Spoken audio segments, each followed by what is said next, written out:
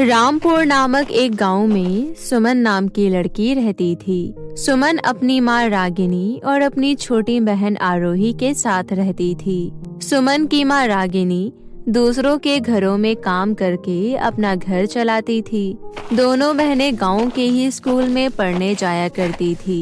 एक दिन रागिनी की तबीयत अचानक खराब हो जाती है, इसलिए वो काम पर नहीं जा पाती। सुमन बेटी, मेरी तबीयत बहुत खराब हो गई है, इसलिए मैं आज काम पर नहीं जा सकती। अब मुझे कुछ भी समझ नहीं आ रहा, मैं क्या करूं? सुमन कुछ नहीं कहती और चुपचाप वहाँ पर खड़ी रहती है। बेटी, मैं सोच रही हूँ थोड़े दिनों तक मेरी जगह काम पर तू चली जा। इससे हमारा घर का खर्चा चलता रहेगा और हम भूखे भी नहीं मरेंगे। ये सब तो ठीक है माँ, लेकिन मैं स्कूल कब जाऊंगी? देख बेटी, जब तक मेरी तबीयत ठीक नहीं हो जाती तब तक तू कुछ दिनों तक काम कर ले। जब मेरी तबीयत ठीक हो जाएगी तो तू काम छोड़ देना और अपनी पढ़ाई पर ध्यान लगा लेना। लेकिन माँ, इससे मेरी पढ़ाई का बहुत नुकसान होगा। ठीक है, तो तू पढ़ाई ही कर ले, हम सब भूखे मर लेंगे। नहीं नहीं माँ, ऐसे मत बोलो, मैं कल से ही काम पर चली जाऊंगी। उसके बाद अगले दिन रागिनी सुमन को लेकर अपनी मालकिन के पास जाती है। अरे, ये किसको लेकर आई है तू आज? मालकिन, ये मेरी बेटी सुमन है। मेरी तबीयत बहुत ज्यादा खराब है, इसलिए मैं काम नहीं कर पाऊंगी। इसलिए मैं अपनी बेटी को यहाँ पर लेकर आई हूँ। जब तक मेरी तबीयत ठीक नहीं हो जाती तब तक मेरी बेटी ही आपके यहाँ काम करेगी। इसको काम वाम आता भी है? हाँ मालकिन, इसको काम करना बहुत अच्छे से आता है। आपको एक भी शिकायत का मौका नहीं देगी। हाँ ठीक है। सुन लड़की, जल्दी से काम पर लग जा। बेटी, तुम अच्छे से काम करना, मैं चलती हूँ। इतना कहकर रागिनी वहाँ से चली जाती है। रागिनी के जाने के बाद सुमन काम पर लग जाती है। इसी तरह काफी दिन बीत जाते हैं। एक दिन सुमन की छोटी बहन आरोही अपनी माँ रागिनी से कहती है, माँ, मुझे स्कूल की फीस भरनी है, मुझे पैसे दे दो। बेटा, अभी मेरे पास पैसे नहीं हैं। सुमन बेटी, तुम एक काम करो, मालकिन से कुछ पैसे एडवांस ले लो, क्योंकि खुशी की फीस भरनी बहुत जरूरी है। ठीक है माँ, आज मैं मालकिन से एडवांस लेकर आती हूँ। इतना कहकर सुमन अपने काम पर चली जाती है और अपनी मालकिन से कहती है, मालकिन, मुझे कुछ पैसे एडवांस दे दीजिए, मुझे अपनी छोटी बहन की स्कूल की फीस भरनी है। अरे, तुम भिखारियों को कोई और काम धंधा नहीं है क्या? जब देखो पैसे मांगने आ जाते हैं। सुन लड़की, आज मेरी कुछ सहेलियाँ आने वाली हैं, इसलिए खाने में आज अच्छे अच्छे आइटम बना और अच्छे से साफ सफाई करनी है। और अगर वो सब अच्छे से हुआ तो मैं तुझे शाम को पैसे दे दूंगी। सुमन अपनी मालकिन की वो बात सुनकर बहुत खुश हो जाती है और अपने काम पर लग जाती है। शाम होती ही सुमन की मालकिन की सहेलियाँ आ जाती है। ओह वाओ, तुम्हारा घर कितना चमक रहा है। उन्हीं में से एक सहेली का नाम स्वाति था। स्वाति बहुत ही लालची औरत थी। वो मुझे वॉशरूम जाना है। सुमन, इधर आ, स्वाति को वॉशरूम लेकर जा। सुमन अपनी मालकिन के कहे अनुसार खुशबू को वॉशरूम लेकर जाती है। तभी स्वाति को एक चमकती हुई अंगूठी दिखाई देती है। ओह माय गॉड, कितनी सुंदर अंगूठी है। मैं जल्दी से इस अंगूठी को चुरा लेती हूँ। इतना सोचकर खुशबू अंगूठी को अपने पर्स में रख लेती है और बाहर आकर चुपचाप बैठ जाती है। तुम दोनों को पता है, मेरे पति ने मेरी एनिवर्सरी पर एक डायमंड की अंगूठी दी थी। तुम दोनों यहीं रुको, मैं उसको अभी लेकर आती हूँ। सुमन की मालकिन अपने कमरे में जाती है और अपनी अंगूठी ढूंढती है, लेकिन उसको अपनी अंगूठी कहीं नहीं मिलती। अरे, मेरी डायमंड की अंगूठी कहाँ गई? यहीं तो रखी थी मैंने। सुमन की मालकिन हैरान परेशान होकर बाहर आती है। क्या हुआ, तो परेशान क्यों है? अरे यार, मेरी डायमंड की अंगूठी कहीं नहीं मिल रही है। वैसे मैं जब से आई हूँ तब से देख रही हूँ, तूने उस काम वाली को ज्यादा सर पर चढ़ा रखा है। मुझे पक्का पता है तेरी अंगूठी उसी ने चुराई है। मुझे भी ऐसा ही लग रहा है। और तो और वो कई दिनों से मुझसे पैसे भी मांग रही है। सुमन की बच्ची, इधर आ। डरते डरते सुमन अपनी मालकिन के पास आती है। क्या हुआ मालकिन? ज्यादा भोली मत बन, इससे पहले मैं पुलिस को बुलाऊं, मेरी अंगूठी वापस कर। अंगूठी? कौन सी अंगूठी मालकिन? मुझे किसी अंगूठी के बारे में नहीं पता। सुमन के इतना कहते ही मालकिन सुमन को खींचकर चाटा मारती है। मुझे गुस्सा मत दिला, मेरी अंगूठी कहाँ है? मालकिन, मुझे नहीं पता आपकी अंगूठी के बारे में, मेरा यकीन कीजिए। निकल जा यहाँ से, चोरनी कहीं की। अगर मुझे भनक भी लगी कि तूने मेरी अंगूठी चुराई है तो मैं तुझे जिंदा नहीं छोड़ूंगी। रोते रोते सुमन वहाँ से चली जाती है और एक नदी के किनारे आकर बैठ जाती है और रोते रोते कहती है, मेरी बहन कितनी खुश हो रही थी कि मैं आज शाम को उसके स्कूल की फीस भरने के लिए पैसे ले आऊंगी। अब मैं उसकी फीस कैसे भरूंगी? अब तो मालकिन ने मुझे काम से ही निकाल दिया। अब मैं माँ को क्या जवाब दूंगी? इतना सोचकर सुमन तेज तेज रोने लगती है। लेकिन वही थोड़ी देर में नदी में से एक परी बाहर आती है और सुमन को रोता हुआ देख सुमन से कहती है, क्या हुआ बेटी, तुम रो क्यों रही हो? परी के इतना कहने पर सुमन परी को सारी बात बता देती है। बेटी, तुम अपने परिवार से इतना प्यार करती हो, इससे मैं बहुत खुश हुई। तुम सच में बहुत अच्छी लड़की हो। मुझे पता है बेटी, तुमने कोई भी चोरी नहीं की है। इतना कहकर परी अपने जादू से वहाँ पर एक जादुई सुनहरा लहंगा प्रकट करती है। ये लो, ये जादुई सुनहरा लहंगा है। तुम इस लहंगे से जो मांगो तुम्हें मिल जाएगा। इसके बाद सुमन परी का शुक्रिया अदा करके वो जादुई लहंगा वहाँ से ले जाती है और अपने घर आ जाती है और अपनी माँ को सारी बात बताती है और उस जादुई लहंगे से अपनी बहन की स्कूल की फीस भरने के लिए पैसे मांगती है। हे जादुई लहंगे, मुझे अपने बहन की स्कूल की फीस भरनी है, उसके लिए मुझे कुछ पैसे चाहिए। सुमन के इतना कहते ही वहाँ पर बहुत सारे पैसे प्रकट हो जाते हैं। वो सब देखकर वो लोग बहुत खुश हो जाते हैं। अब सुमन के घर में जादुई सुनहरे लहंगे की मदद से कोई कमी नहीं थी। थोड़ी ही दिनों में सुमन का परिवार बहुत अमीर हो जाता है। अब सुमन और उसकी बहन एक अच्छे से स्कूल में जाना शुरू कर देती है। एक दिन सुमन की मालकिन की सहेली स्वाति सुमन को देख लेती है और सीधा उसके पास जाती है। अरे, तुम तो वही लड़की हो ना जो मेरी सहेली के घर पर काम करती थी। तुम तो एक नौकरानी थी, लेकिन अब तुम इतनी अमीर कैसे हो गई? बेचारी भोली भाली सुमन स्वाति को जादुई सुनहरे लहंगे के बारे में सब कुछ बता देती है। इसके बाद स्वाति भागी भागी सुमन की मालकिन के पास जाती है और उसे सुमन के जादुई सुनहरे लहंगे के बारे में बताती है। अरे, मुझे लग ही रहा था उस लड़की ने मेरी अंगूठी चुरा कर ही वो सब हासिल किया होगा। अब मैं उसे जिंदा नहीं छोड़ूंगी। स्वाति सुमन की मालकिन को सुमन के घर ले आती है। उसके बाद स्वाति चुपचाप से सुमन के कमरे में जाती है और वो जादुई सुनहरा लहंगा चुराने की कोशिश करती है।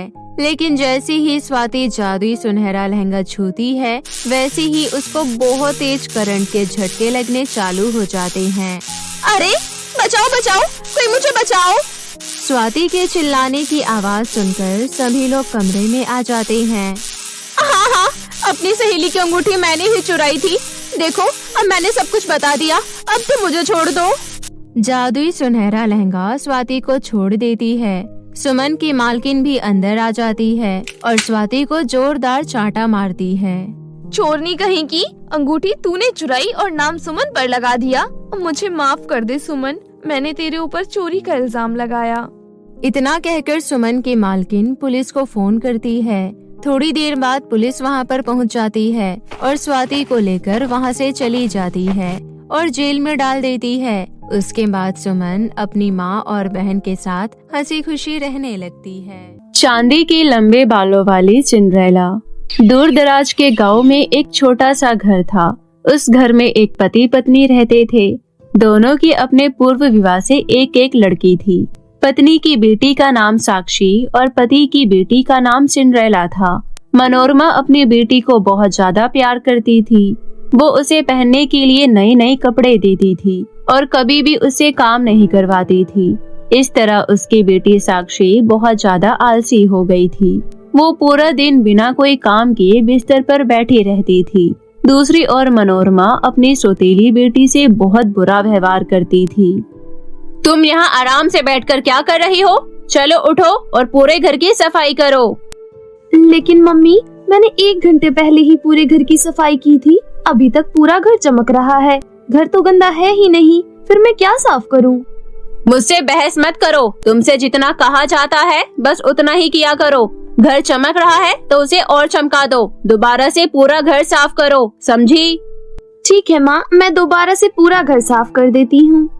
मनोरमा सिंड्रेला से घर का सारा काम करवाती थी, लेकिन फिर भी सिंड्रेला कभी उससे कोई शिकायत नहीं करती। मनोरमा उससे एक ही काम बार बार करवाती रहती थी और सिंड्रेला बिना थके खुशी खुशी सारा काम दोबारा दोबारा कर दिया करती थी। उसके पिता ये सारी चीजें देखते रहते थे। उनके दिल में अपनी बेटी के लिए पीड़ा उत्पन्न होती थी, लेकिन वो कुछ भी नहीं कह पाते थे। समय के साथ सिंड्रेला के पिता बहुत कमजोर हो गए थे और काफी बीमार भी रहने लगे थे।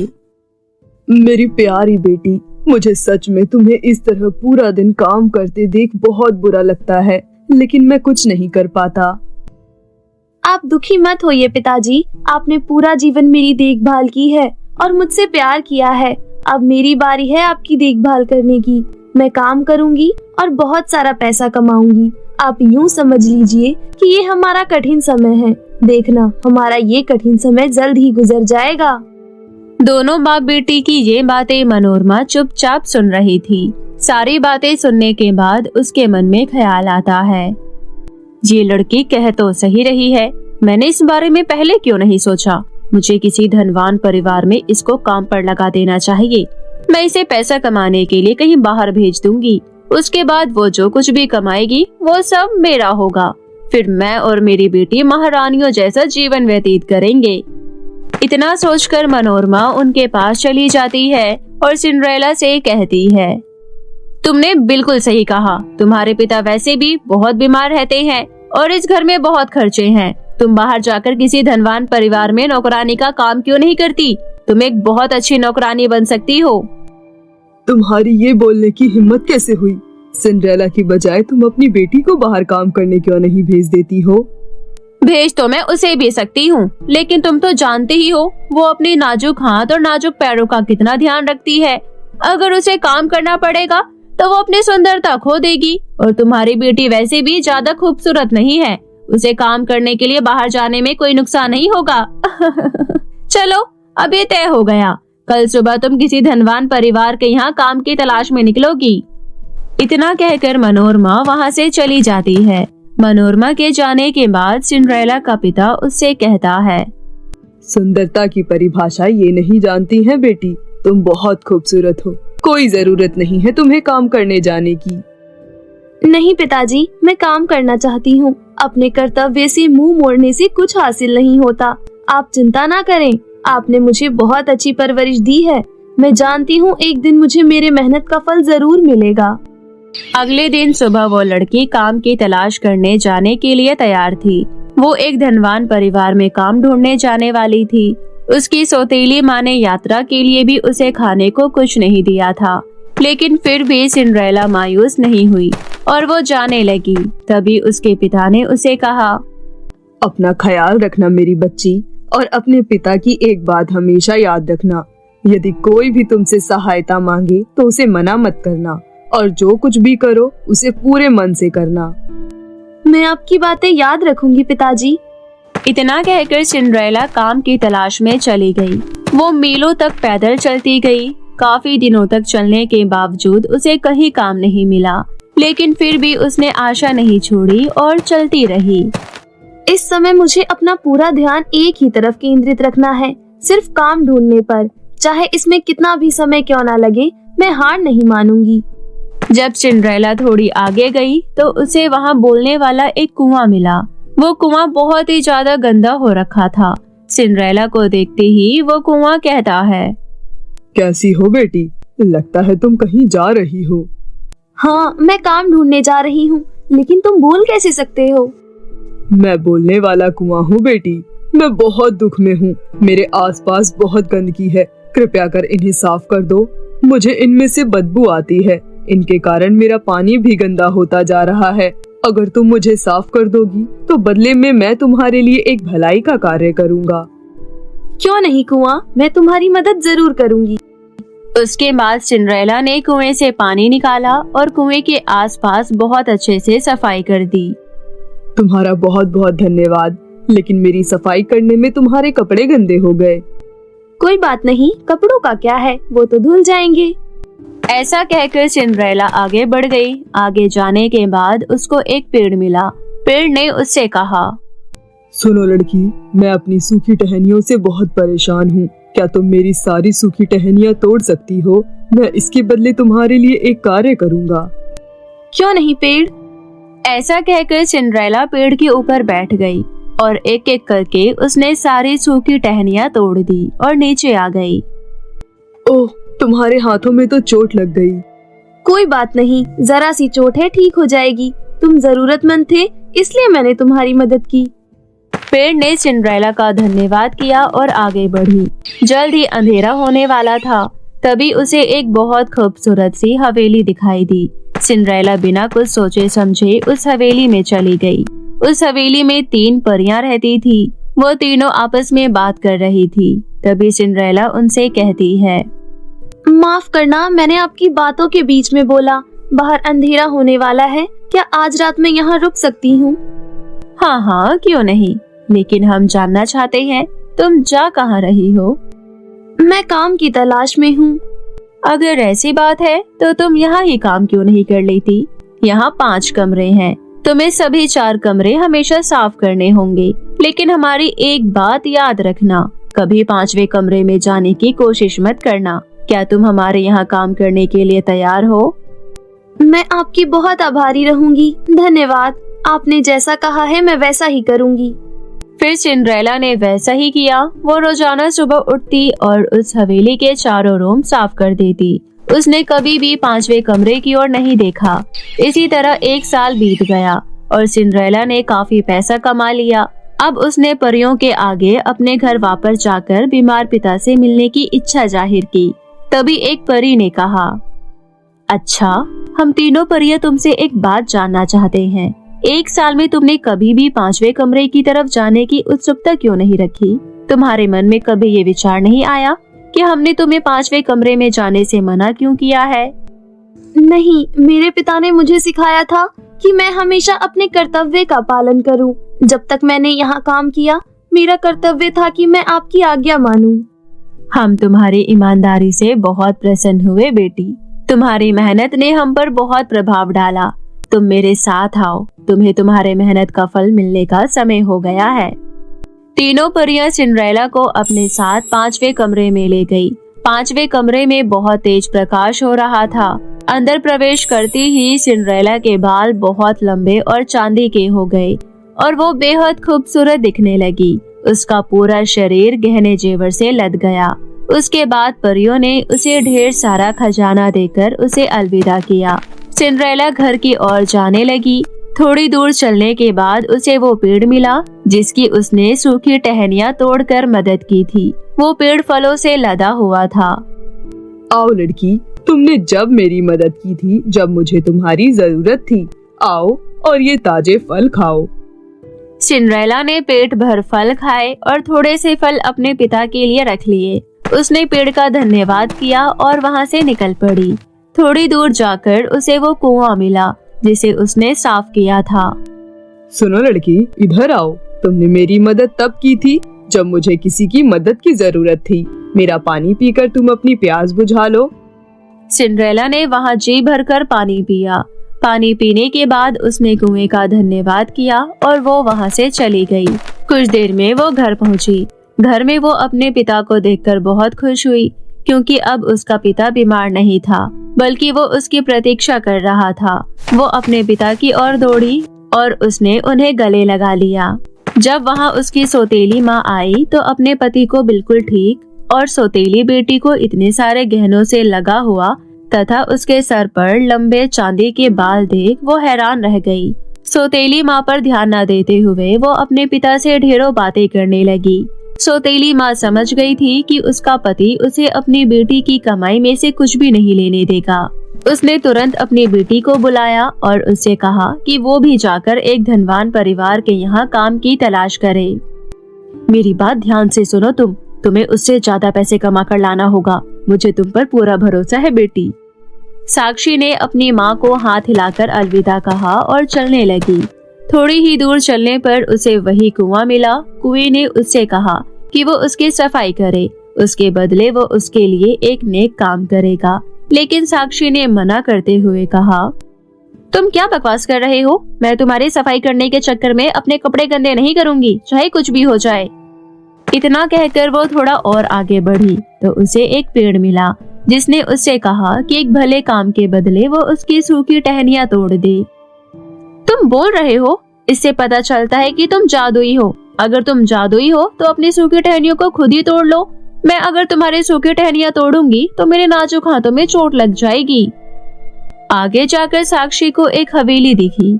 साक्षी उस हवेली के अंदर चली गई और उसने खुद ही 3 परियों से पूछा कि क्या वो एक रात के लिए उस हवेली में रुक सकती है। पहले की तरह ही परियों ने उससे कहा कि वो 1 साल तक वहां रहे और 4 कमरों की साफ सफाई करे। लेकिन एक बात याद रखो, 5वें कमरे में कभी प्रवेश मत करना। साक्षी परियों की बात मान गई। हर दिन सुबह उठकर वो सभी 4 कमरों की सफाई कर देती थी, लेकिन जल्द ही उसकी उत्सुकता उस पर हावी हो गई और उसने परियों से छुपकर 5वें कमरे में प्रवेश कर ही लिया। अंदर बहुत अंधेरा था और वहाँ ढेर सारे कीड़े मकोड़े थे। कीड़े मकोड़ों ने साक्षी को बहुत बुरी तरह घायल कर दिया। साक्षी जख्मी हो गई थी। परियों को कुछ भी बताए बिना ही साक्षी हवेली से बाहर भाग गई। भागते भागते उसे भूख लगने लगी। वो जैसे ही उस पेड़ के पास पहुंची तो उस पर ढेर सारे फल लगे हुए थे। देखो, मैं बहुत जख्मी हूँ और मुझे बहुत भूख लग रही है, थोड़ा सा फल खाने दो। बिल्कुल नहीं, मैंने भी तो तुमसे मदद मांगी थी ना, लेकिन तुमने नहीं की, तो मैं भी तुम्हें अपने फल नहीं दे रहा। अगर तुम मेरे फल तोड़कर खा लोगी तो मैं खूबसूरत नहीं दिखूंगा। साक्षी निराश होकर आगे बढ़ गई। फिर उसे वो कुआं दिखाई दिया। कुएं को देखकर उसकी जान में जान आई। ओह, क्या हुआ अगर पेड़ ने मुझे फल नहीं दिया तो? इस कुएं का पानी पी लेती हूँ। साक्षी ने जैसे ही कुएं में देखा तो कुएं का सारा पानी सूख चुका था। वो उदास हो गई और घर की ओर चल दी। जब वो घर की तरफ आ रही थी तो उसने देखा कि उसकी माँ दरवाजे पर ही सोने और चांदी के लिए खड़ी थी। उसे लगा कि उसकी बेटी भी चांदी के लंबे लंबे बालों के साथ लौटेगी, लेकिन उसकी बेटी तो गंदे मैले कपड़े और जख्मों के साथ लौटी थी। जब ये सब पिता ने देखा तो उसने मनोरमा से कहा, देख लिया तुमने, आलस से कुछ प्राप्त नहीं होता। एक ईमानदार और विनम्र दिल ही फल पाता है। अब इस घर में तुम दोनों के लिए कोई जगह नहीं है। चली जाओ यहाँ से तुम दोनों। पत्नी और बेटी ने घर छोड़ दिया। पिता और उसकी मेहनती बेटी एक साथ राजी खुशी रहने लगे। चांदी के लंबे बालों की वजह से उसकी खूबसूरती बहुत बढ़ गई थी, इसलिए उसके लिए वहाँ के राजकुमार का रिश्ता आया। कुछ ही दिनों में राजकुमार के साथ उसकी शादी हो गई। उसने अपने पिता को भी अपने साथ महल में रख लिया। मनोरमा और साक्षी दर बदर की ठोकरें खाने लगे और इधर दोनों बाप बेटी अपना जीवन खुशी खुशी व्यतीत करने लगे।